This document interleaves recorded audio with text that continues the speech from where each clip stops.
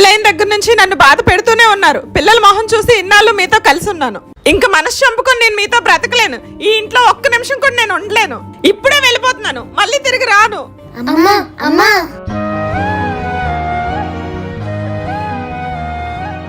నేను కోపంతో ఇంట్లో నుంచి వచ్చేసాను, గాని నేను లేకపోతే నా పిల్లల పరిస్థితి ఏంటి?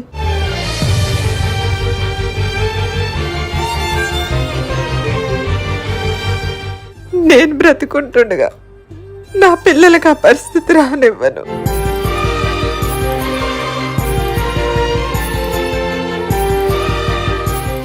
ఏమ్మా, మా గురించి ఆలోచించకుండా మళ్ళీ రానని చెప్పి వెళ్ళిపోయావు. ఇప్పుడెందుకు తిరిగి వచ్చావు? మేము గుర్తొచ్చామా? విడలేక నిన్ను విడిపోయి ఉన్నా